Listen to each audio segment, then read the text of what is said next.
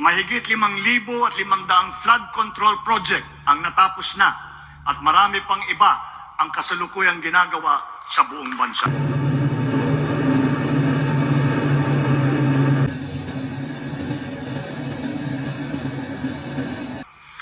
Mahigit 5,500 flood control project ang natapos na.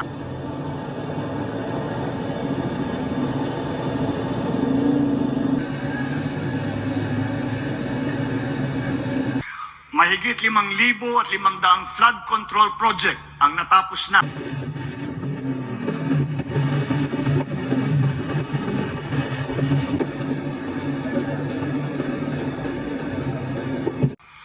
Mahigit 5,500 flood control project ang natapos na.